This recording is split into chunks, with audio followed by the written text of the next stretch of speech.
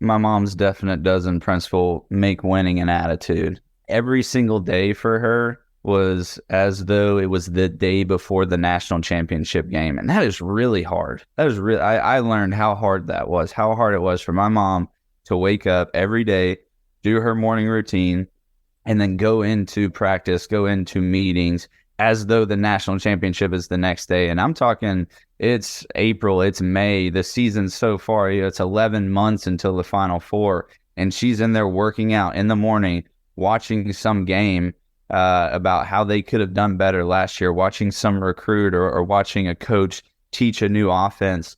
And at the time, it just, again, I didn't realize what was going on. I thought it was natural. And then I tried to do it at Marquette or at Louisiana Tech or even as an entrepreneur.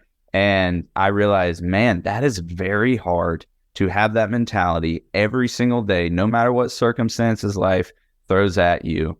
So I think the main lesson would be that definite dozen in principle, make winning an attitude. Just every single day, it's an attitude. It's who you are. It's not 10 minutes of, motivation in the morning and then go throughout your day. It is every minute of every day.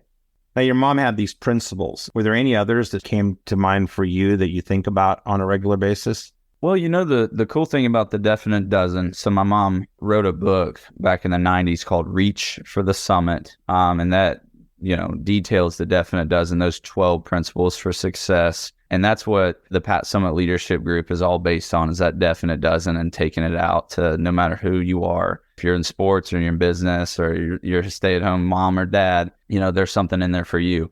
And so, I think the cool thing about it, again, is that it was never ending. And that's why it's in a circle.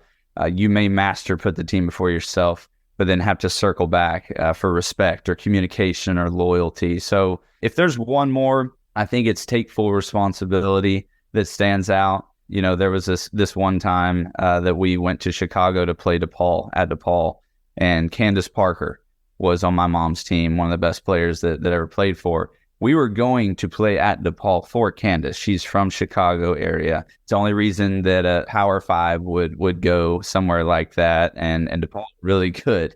You don't want to play there. It's likely to be an upset. You want to pay them to come play at your place, right? Sure. But we're going so all her friends, Candace's friends and family can see her. So what happens is night before the game, Candace misses curfew. Ooh.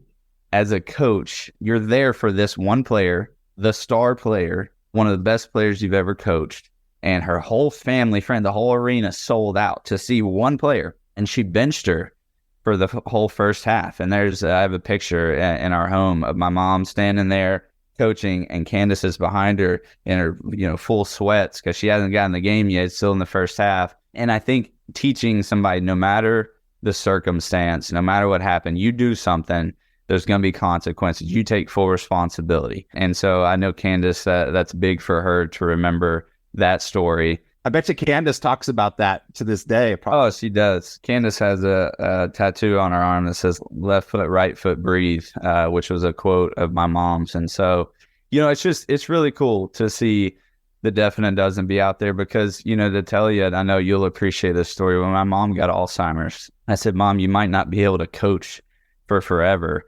And those are fighting words right there. I mean, she looked at me with the stare that she had. She was not happy. And I'm just said, and just being honest, what would you do if you couldn't coach for forever?